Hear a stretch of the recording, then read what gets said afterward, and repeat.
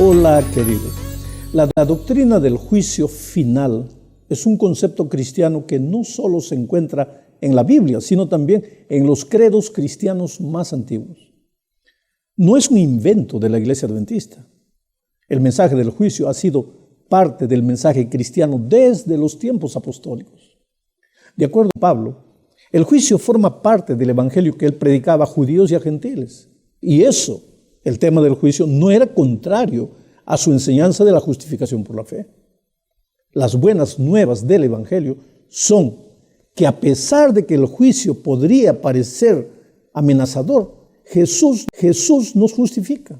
No basado en la ley, sino basado en la fe que el ser humano tiene en el Señor Jesucristo como su sustituto y su Salvador. Muchos cristianos creen que el juicio ocurre por ocasión de la muerte para determinar si la persona va al paraíso o al infierno. Ya otros prefieren creer que el juicio será un evento universal que ocurrirá por ocasión de la segunda venida de Cristo. Ahora, los que creen así, que el juicio será por ocasión de la venida de Cristo, ellos ignoran que Cristo viene por segunda vez para salvar y para llevar con Él a los que lo esperaban, a los que aceptaron la salvación. Él no viene para determinar si ellos van a salvarse o no. Él ya viene para llevar a sus salvos. Y eso lo dice bien claro Hebreos 9:28. Voy a leer lo que dice. Así también Cristo fue para llevar los pecados de muchos, pero aparecerá por segunda vez, ya sin relación con el pecado, para salvar a los que lo esperan. De acuerdo con esto, Dios tiene que tomar la decisión de a quién va a llevar en algún momento antes del regreso de Cristo. Ahora, viendo que la Biblia rechaza la doctrina de la inmortalidad del alma, entonces nosotros llegamos a la conclusión de que el juicio previo al advenimiento no puede ocurrir en el momento de la muerte de la persona. Pero sí afirmamos que sucederá antes del regreso de Cristo. Sucederá antes del regreso de Cristo. La Biblia también enseña que el traslado al cielo ocurre en la segunda venida. Por lo tanto, creemos que el juicio no tiene lugar después de la segunda venida, sino antes del regreso de Cristo. Encontramos fundamento para esta enseñanza en toda la Biblia. Ahora, en este estudio nos vamos a concentrar en el capítulo 7. Veamos lo que dicen los versículos 9 y 10. Daniel 7, 9 y 10. Mientras yo miraba, se colocaron varios tronos y un anciano entrado en años se sentó. Su vestido era blanco como la nieve y su cabello era semejante a la lana limpia. Y su trono era una llama de fuego y las ruedas del trono eran un fuego ardiente. De su presencia manaba un río de fuego y a su servicio estaba una multitud imposible de ser contada. El juez se sentó y los libros fueron abiertos. Mira, mi amigo, para entender mejor este texto es necesario saber que en los primeros versículos del capítulo 7 de Daniel contempla el desfile simbólico de Medo-Persia, Grecia y Roma. Daniel ve salir un cuerno pequeño que más adelante será identificado como un poder que persigue a los santos y que habla grandes cosas contra Dios. O sea, este es un poder político y religioso al mismo tiempo. Pero lo interesante es que de repente Daniel saca los ojos de la tierra y quiere decir, de las naciones aquí en este mundo, y se proyecta en visión hacia los cielos. Y entonces allá en los cielos, él ve una corte, muchos testigos, que son los ángeles, y un anciano de días. Dice, el juez se sentó y los libros fueron abiertos. Un poco más adelante, en el versículo 13, dice, mientras tenía yo esta visión durante la noche, vi que en las nubes del cielo venía alguien semejante a un hijo de hombre, el cual se acercó del anciano, entrado en años, y hasta le pidió acercarse más a él. Interesante que la expresión hijo de hombre es muy repetida en la Biblia. Sin duda ninguna se refiere a Jesús. porque el propio Señor Jesucristo usó la expresión Hijo del Hombre para referirse a Él mismo. En otras palabras, la escena que Daniel vio es clara. Hay un juicio en el cielo. El Padre es el juez y Jesús es el representante o sacerdote de la humanidad. Por eso Daniel lo llama Hijo de Hombre. Ese juicio ocurre. Mira, esto es importante. Ese juicio ocurre entre el momento en que el cuerno pequeño se levanta para hablar blasfemias contra Dios y la venida de Cristo. En ese periodo es que comienza ese juicio. En la segunda parte, veremos que un juicio comienza con una investigación, o sea, con un examen de los hechos, con una evaluación de lo que sucedió, antes de pronunciar un veredicto final. Pues esa es la forma de proceder en cualquier tribunal, incluyendo el tribunal celestial. Dios también hace indagaciones, investigaciones, antes de dictar la sentencia en contra. Esto está claramente indicado en Génesis 3, los versículos 8 al 18. Aquí está registrado el primer juicio en la Biblia. Yo creo que esta es la primera escena de juicio de la Biblia. Los eruditos ven en Génesis 3, 11 al 20, un juicio. 11 al 20, un juicio, un proceso legal o una escena de juicio. En esta escena narrada, que yo no voy a leer porque es muy larga, en esta escena de Génesis 3, Dios actúa como fiscal, investigando el delito cometido por la primera pareja. La historia sigue el procedimiento de una acción legal, de un juicio cualquiera. Los versículos 8 al 10, por ejemplo, muestran a la primera pareja escondiéndose, huyendo de Dios, y a Dios llamándolos para los esclarecimientos necesarios. Ya los versículos 11 al 13 presentan la interrogación de Dios y la defensa de los seres humanos. Y los versículos 14 al 19 mencionan 3 sentencias de castigo. ¿Te das cuenta? El ser humano comparece ante Dios, Dios hace las investigaciones y da la sentencia final. Es importante notar que en esta escena de juicio hay un interrogatorio. Dios pregunta, investigando la naturaleza y la razón del crimen cometido. En otras palabras, Dios busca y analiza la evidencia.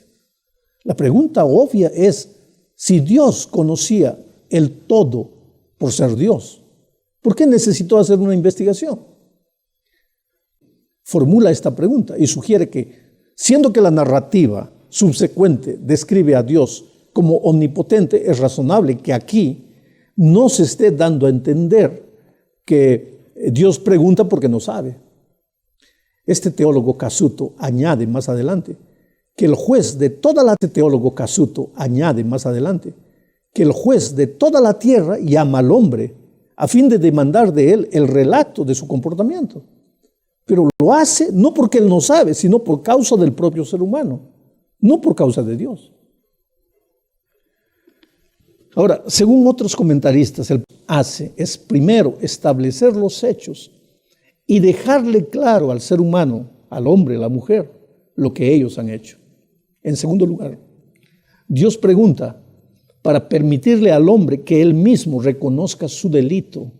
Y tercero, Dios pregunta para darle la oportunidad al hombre de confesar su pecado, su culpa.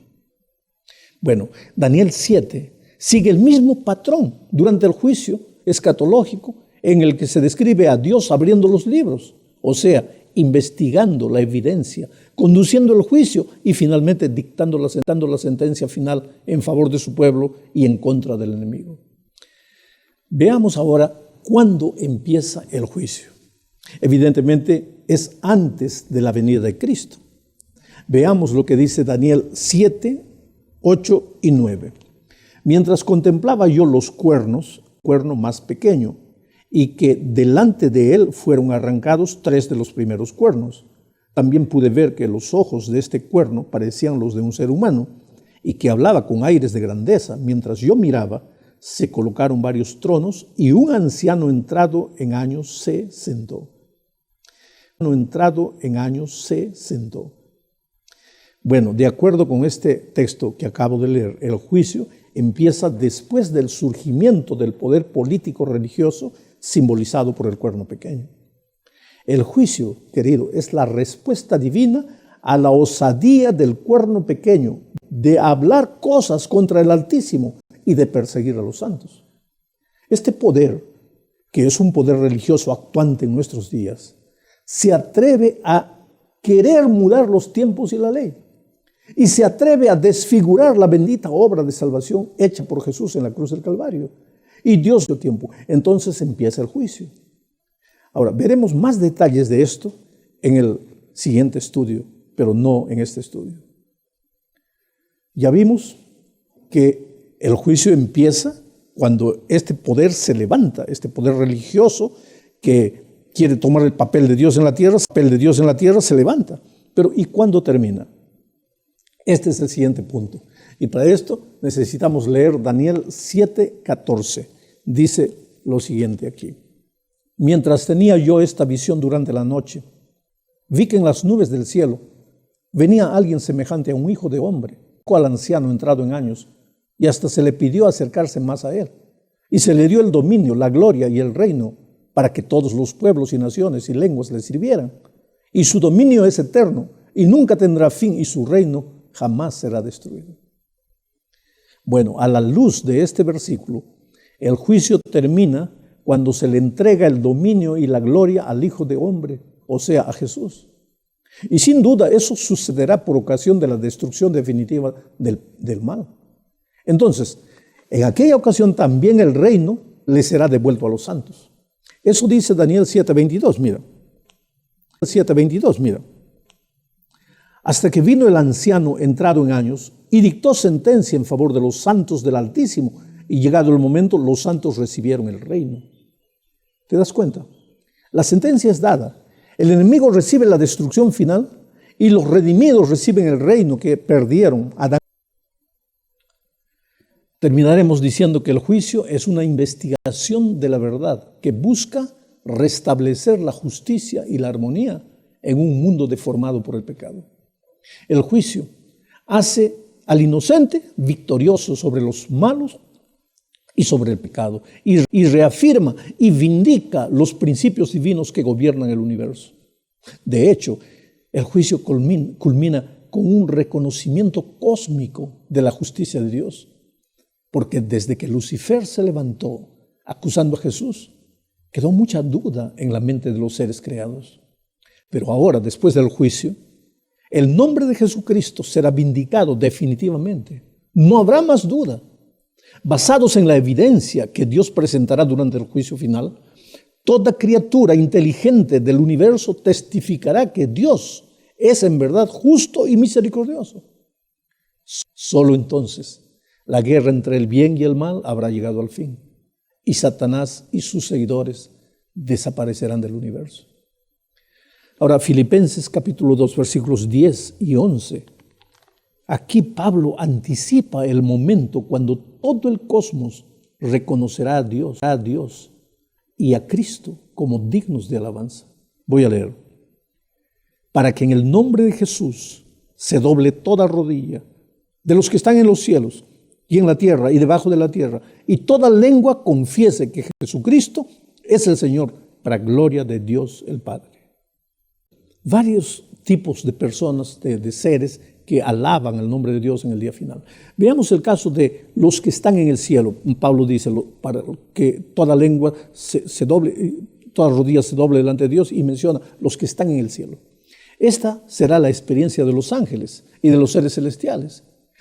Juan describe a los seres celestiales postrándose ante Dios y alabándolo por la sabiduría y poder que Dios manifestó en sus maravillosos actos de salvación en favor del pueblo. Estos seres celestiales fueron testigos del juicio en el cielo y están convencidos de que Dios es justo en su sentencia contra los poderes malignos. El segundo grupo, mencionado por Pablo, que se une a quienes se hallan en el cielo para alabar a Dios, son los que están en la tierra. Estos naturalmente son los seres humanos. El pueblo de Dios, los reyes de la tierra, todas las naciones serán invitadas a adorarlo. Incluso, según el salmista, la naturaleza recibe la invitación para reconocer a Dios como creador y redentor. Pablo sugiere que al fin todos los seres humanos, todas las criaturas del cielo y de la tierra, conocerán a Dios como justo y se rendirán a Él. Pero hay un tercer grupo que comprende a los que están debajo de la tierra. La palabra griega usada por Pablo para referirse a estos que están debajo de la tierra es katachtonios, y aparece en la literatura griega para seres tenebrosos o demonios localizados en las tinieblas, el reino de los demonios. Pablo parece usarla en este versículo para referirse a los poderes espirituales del mal, a fin de enfatizar el hecho de que aún los demonios reconocerán y confesarán finalmente que solo Dios y Jesús son dignos de alabanza y de adoración. Ahora, esta no es una confesión basada en el arrepentimiento. Este es un reconocimiento de que ellos se encontraron en el lado equivocado en la gran controversia y que ahora Dios es justo al condenarlos.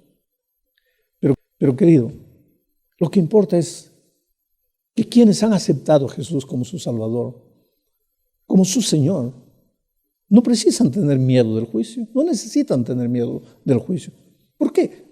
Porque ya han pronunciado su propia doxología de alabanza a Dios.